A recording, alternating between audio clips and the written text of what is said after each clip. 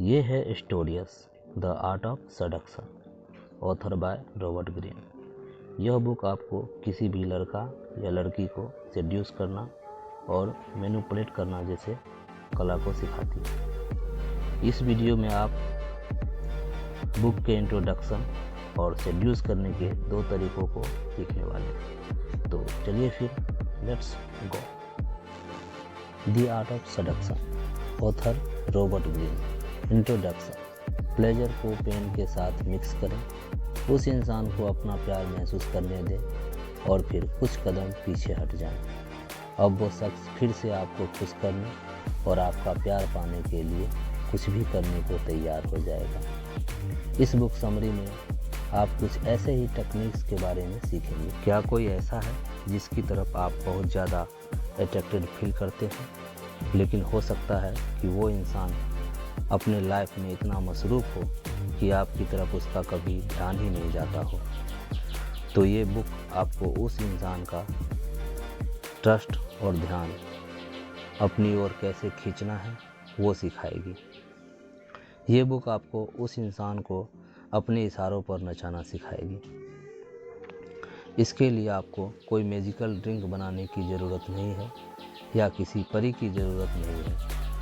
आपको सुंदरता, पैसे या पावर की भी ज़रूरत नहीं है, क्योंकि इन सब का असर सिर्फ कुछ समय के लिए ही होता है। सिडक्शन तो एक माइंड गेम है, और अगर आप इस आर्ट को मास्टर कर लेते हैं तो फिर आप किसी भी लड़के या लड़की को अपनी तरफ अट्रैक्ट कर सकते हैं। Choose the right victim. डी वॉलमेट पेरिस में जवान लड़कियों और शादीशुदा औरतों को रिझाया करता था। वो अपने पसंद की किसी भी औरतों को हासिल कर सकता था। इस वजह से अब वो बोर होने लगा था। अब पेरिस की कोई भी औरत उसके लिए चैलेंज नहीं थी। वो आसानी से किसी को भी अपनी तरफ अट्रैक्ट कर लेता था। इसलिए एडवेंचर की तलाश में उसने कुछ दिनों के लिए वहाँ से दूर अपनी आंटी के पास रहने का फैसला किया। वो अपनी आंटी के विला पहुँचा। वहाँ और भी कई गेस्ट रह रहे थे। उनमें से एक थी प्रेसिडेंट डी टोरवेल। वो 22 साल की शादीशुदा लड़की थी। उसका पति काम के सिलसिले में कहीं दूर गया हुआ था। वॉलमेट ने टोरवेल के बारे में सुना था।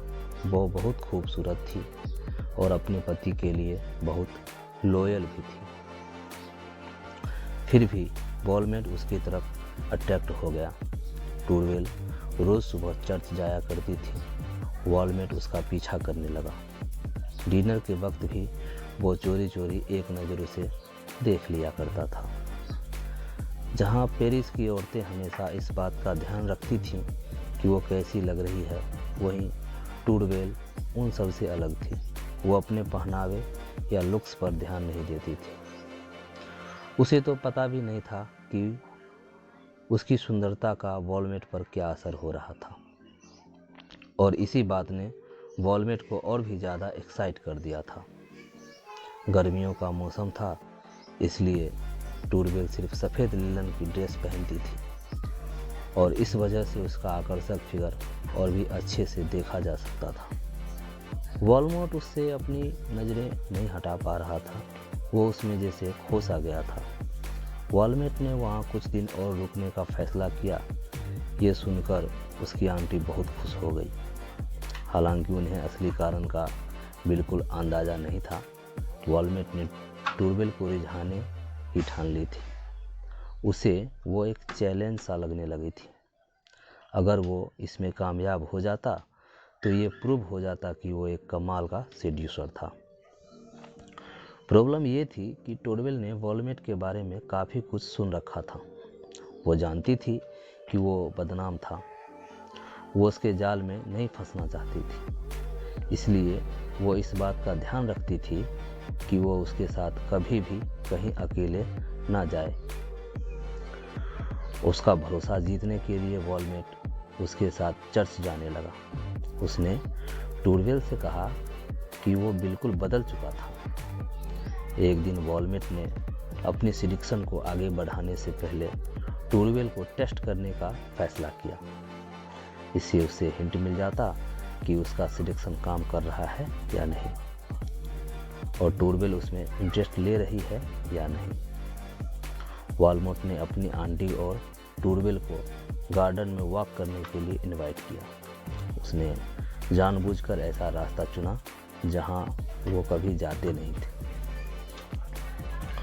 वो जानता था कि आगे एक छोटा गड्ढा था जिसमें पानी जमा हो जाया करता था। क्योंकि दोनों औरतें ने गाउन पहना था तो उसे ही दोनों का हाथ पकड़कर दूसरी ओर ले जाना पड़ता था। जब वो वहां पहुंचे तो वॉलमेट ने कहा कि दूसरी तरफ का नज़ारा बेहद खूबसूरत था। अगर उन्होंने वह नहीं देखा तो क्या देखा, उनका आना ही बेकार हो जाएगा। तब दोनों औरतों ने ना चाहते हुए भी उधर जाने के लिए राजी हो गई। वहां पहुंचने में उनकी मदद के लिए उसने अपना हाथ बढ़ाया।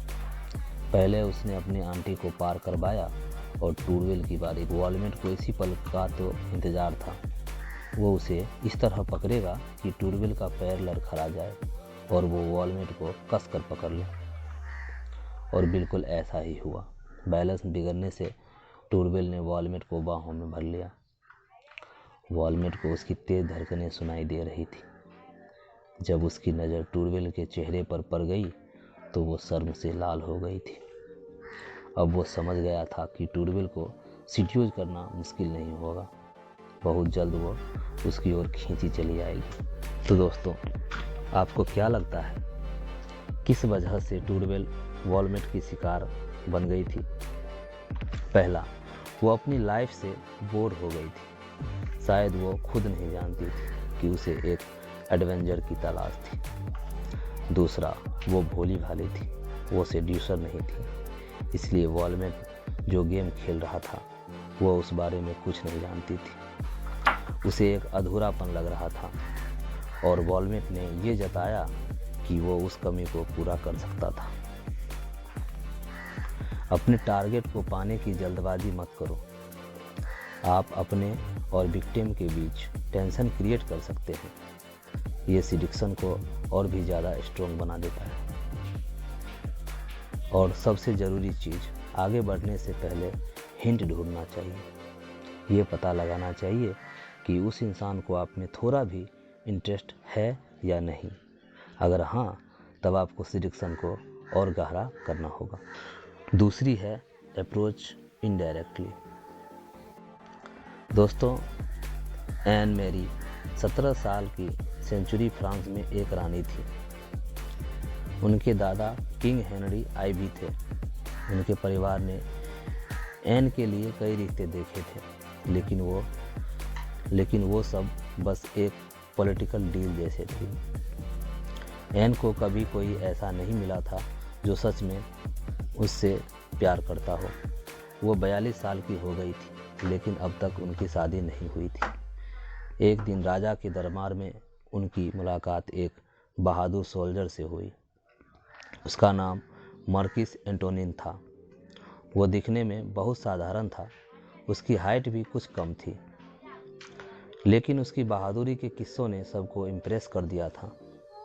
एन जानती थी कि वो औरतों को सेड्यूस करने में माहिर था, लेकिन वो उसके बारे में और जानने से खुद को रोक नहीं पा रही थी। अगले कुछ दिनों तक वो कई बार एक दूसरे से दरबार में टकराए और उनके बीच बातचीत हुई। एन ने अपनी डायरी में लिखा था कि मार्किस के साथ हुई बातचीत उस दिन का सबसे स्पेशल और यादगार मोमेंट था। वो अच्छे दोस्त बन गए थे। कुछ ही समय में मार्किस उनके हमराज बन गए थे। अब वो उनके साथ अपने सीक्रेट्स शेयर करने लगी थी। मार्किस उन्हें कई बातों में अपनी राय भी देने लगे थे। एन को ये विश्वास हो गया था कि उसे मार्किस से प्यार हो गया है। अब वो मार्किस के दिल का हाल जानना चाहती थी। इसलिए उसने जरा घुमाकर मार्किस से अपनी शादी के मामले में एडवाइस मांगी।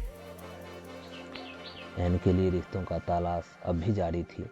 उसने मार्किस से पूछा कि उन लड़कों में से कौन उसका पति बनने के लिए बेस्ट चॉइस था। एन एक्सपेक्ट कर रही थी कि वो जेलस हो जाएंगे। उन्होंने सोचा बस यही मौका है जब मार्किस अपनी फीलिंग का इजहार कर सकते हैं। लेकिन उन्हें धक्का तो तब लगा जब उन्हें एहसास हुआ कि मार्किस को उनकी कोई परवाह नहीं थी, बल्कि उन्होंने तो ये पूछ लिया कि तुम अचानक शादी की बात क्यों कर रही हो? तुम तो अपने आप में ही खुश रहती हो, तुम्हें किसी की क्या ज़रूरत है? और वैसे भी इनमें से कोई भी लड़का तुम्हारे लायक नहीं है। एन उसके जवाब से बहुत हट हुई। कई महीनों बाद राजा के भाई की वाइफ की डेथ हो गई थी। राजा लुई ने एन को अपने भाई की दूसरी पत्नी बनने का ऑफर दिया। एन को ये बात बिल्कुल अच्छी नहीं लगी। उसने ये बात मार्किस से शेयर की और उनकी एडवाइस मांगी। मार्किस ने कहा कि उन्हें राजा के प्रति वफादार होना चाहिए और जिस तरह भी हो सके उनकी सेवा करनी चाहिए। एन इस जवाब से एक बार फिर निराश हो गई थी। इससे भी ज़्यादा बुरा तो तब हुआ जब मार्किस ने उससे बात करना बंद कर दिया। उसने अचानक ही एन से दूरी बना ली थी। ऐसा लगने लगा था मानो अब वो उसका दोस्त बने रहना भी नहीं चाहता था। एन ने राजा को अपना डिसीजन बताया कि वो उनके भाई से शादी नहीं करना चाहती। फिर वो मार्किस के पास गई और उन्हें एक पेपर दिया और कहा वो सिर्फ अगली सुबह ही इसे पढ़ सकते थे। उसने बताया कि उस पेपर में उस इंसान का नाम लिखा था जिससे वो सच में बहुत प्यार करती थी। मार्किस ने जब पेपर खोला तो उसमें सिर्फ 3 शब्द लिखे थे, वो तुम हो। जब एन ने दरबार में मार्किस के साथ अपनी इंगेजमेंट के बारे में बताया तो पूरा दरबार चौंक गया। एन फ्रांस की दूसरी सबसे पावरफुल औरत थी और फिर भी उसने एक मामूली सोल्जर को चुना था। अब कोई भी उसका मन नहीं बदल सकता था। तो कुछ समझे आप? दरअसल असल में मार्किस हिस्ट्री के एक बेमिसाल और ग्रेट सेड्यूसर थे। सबसे पहले उन्होंने एन का इंटरेस्ट जगाया, फिर उन्हें खुद की तरफ अट्रैक्ट किया और उनकी फीलिंग को एक्साइट किया। जब उन्होंने एन का ध्यान खुद की ओर खींच लिया तब वो उसमें कम इंटरेस्ट दिखाने लगे और पीछे हट गए। इसकी वजह से एन बेचैन हो गई और उनके सिलेक्शन के जाल में फंस गई। एन से शादी करके उन्हें बेशुमार पैसा और पावर मिला।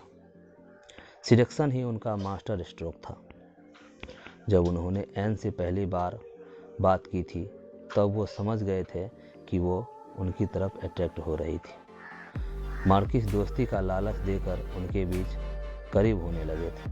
दोस्त बनकर उन्होंने एन का भरोसा जीता और ये जताने की कोशिश की कि वो उनके पैसे, रुतबा या सेक्स के पीछे नहीं थे। उन्हें विश्वास था कि धीरे धीरे ही सही लेकिन एन उनसे प्यार करने लगी। सिलेक्शन का दूसरा स्टेप होता है दोस्ती बढ़ाना। ऐसा करने से आपका टारगेट आपके साथ कंफर्टेबल हो जाता है।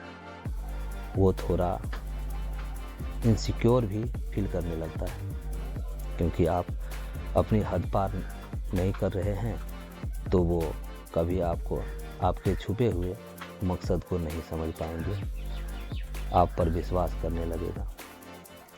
फिर आप इस दोस्ती को और गहरा करना होगा। बाद में एक ऐसा टाइम आएगा जब उसमें ये जानने की तरफ पैदा होने लगेगी क्या वो दोस्त से बढ़कर कुछ और हो सकता है या नहीं। लेकिन आप उसे पहला कदम उठाने दें। उसे इस भ्रम में रहने दें कि वो आपको कंट्रोल कर रहा है, लेकिन सच तो सिर्फ आप जानते हैं कि कंट्रोल किसके हाथ। दोस्तों आज के लिए बस इतना ही। अगले वीडियो में मिलते हैं। तब तक के लिए धन्यवाद। जय हिंद।